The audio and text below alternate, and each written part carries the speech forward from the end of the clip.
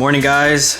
We have the 370 here. 350Z is pulled out. My boy Davion has arrived, and as promised, just like we told you in the last video, we went ahead and pulled the harness up from down below.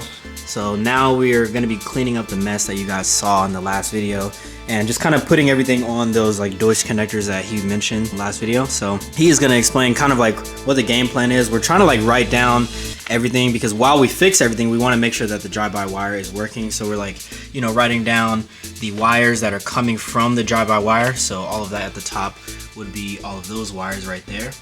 And then the wires at the bottom, the pedal, is actually going to be the ones at the pedal.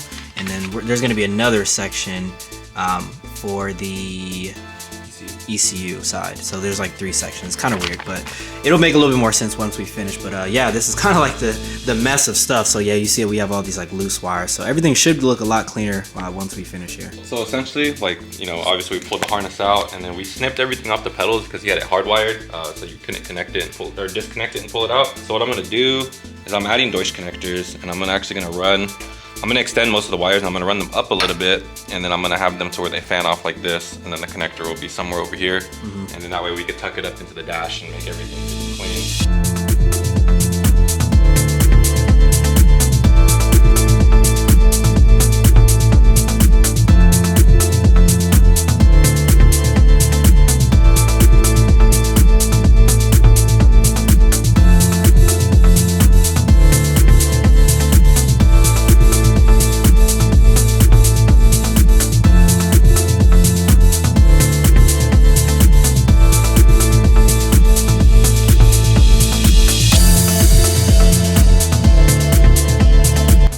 Actually, I got it. Yep. Check this out. So what we got, so this is going to your pedal. So this is going to be like its, you know, own little sub harness going straight to the pedal. That way when you can disconnect it and, you know, pull out your harness without snipping the wires. And then it's on a Deutsch connector. And then on this side, I have your throttle body. So this is, you know, coming off of there. And that's also going to run. So same concept, you know, pretty much if you remove your whole harness, you can actually leave that still in there if you want, or you can take it off as its own piece. Yeah. And then coming off of the ECU, you know, we have labeled, I have throttle body, and then it just takes that 12-volt source and then a ground. Yeah. So, and that's for the motor. So like where the wiring was like had the issue was it was actually pulling power off of like 5 volts instead of 12 volts. Yeah. That's why like the motor wasn't able to articulate. So. Yeah. Because basically too on here, you guys can see this is the throttle body, and you can see where number 1 or wait, where is it? Where number 4 is, where it says motor. It just has a plus. So I was thinking that it was a 5 volt, but apparently Davion was telling me like that means it's 12. Yeah. So yeah, it needs to be a 12. And then number 3, which is TPS, 5 volt, you see it says 5 volt. So yeah, so I think that's where one of the issues was. And I think one of the things was like wired in twice somewhere or something like that. So yeah, we'll get that figured out still too, because that's somewhere, that's gonna be like this wire where it was wired in twice. So I just have to tap into here because I already fixed the other side of it, which is over here now. So this is just going to be another 5 volt source that we're going to use for something else. Yeah, it's coming together. All right, guys, a quick update. So we have finalized probably 50% of the wiring. So we actually pulled the harness back down, and it looks a lot better. We're still not done here, but basically we did the pedal side. So where this connector is right here, the left side is actually going to the pedal, and then the right side is coming from the throttle body itself. So that's the connector that we will be able to, you know, take off and obviously install right there. So that's really cool. So we'll tie that up, you know, electrical tape, everything. So this is fully terminated. And then the last thing that we need to do is here where the actual connector is that goes into the ECU, we need to add another Deutsch connector to that, and then that will plug in to another one that we have, which is somewhere. Oh, it's in the engine bay? That's why? Okay. See, I was couldn't see it, but yeah, so we'll basically add a Deutsch connector to that, run that back down, plug it in, and then this should be fully finalized, and then we'll, you know, go ahead and test everything. But yeah, you guys can tell if you watch, you know, the last video, you can see that it looks a lot better. But again, we're still not done. We're gonna make stuff clean, but just doing things one by one. Guys, I don't know if I ever told you guys, but I did find a fuel leak. So what I found was when I opened up my, you know, where my fuel, I guess like, you know, basket and everything like that is, fuel pump and everything. I have two fittings. I have one right here, and then I also have one right there.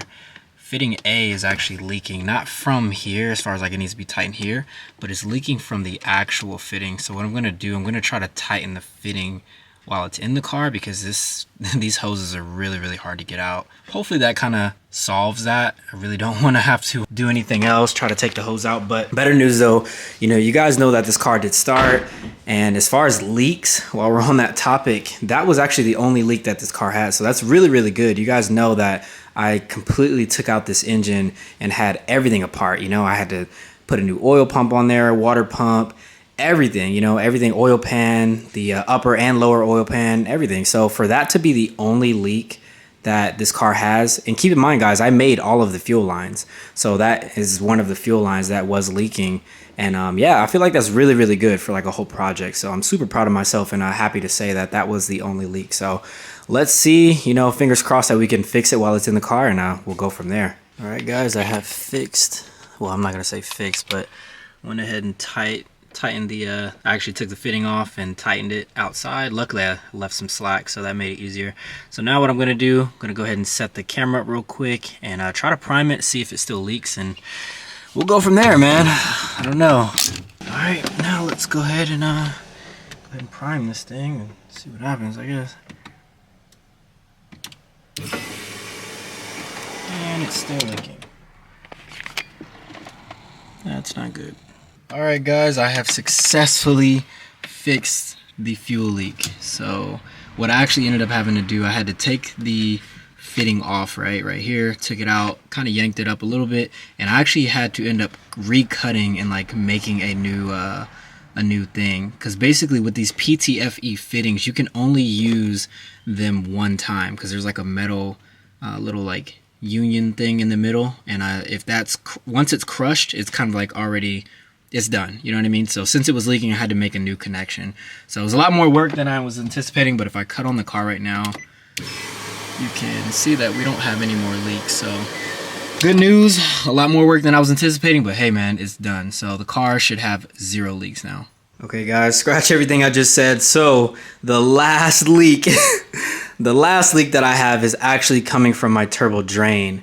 So this setup is a bit different. Yes, I have room to work on the car, but as you guys can see, my hot side here is pretty tight, right? So what I need to do tomorrow, what I think I'm gonna do, I'm gonna take off the front bumper, and once I do that, there is this intercooler pipe, right? It connects all the way like down there. So I'm gonna take the intercooler piping off from down there, take the front part of the turbo off, because then that will kind of expose the turbo drain that's like behind there.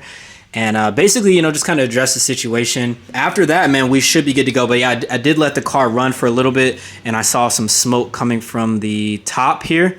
So kind of let me know that, yeah, the turbo drain was leaking, and I could see like a little bit of residue coming from that. So maybe it's just not tight, I'm hoping. With all that being said, man, I think I'm gonna close this video out. This is gonna be it for right now. Once that is addressed though, I am gonna be putting this car on a street map. You know, I'm gonna be trying to tune it and try to take it for its first drive here shortly. So if you guys are excited, go ahead and smash that like button. Other than that, I will catch you guys in the next video. I'm out.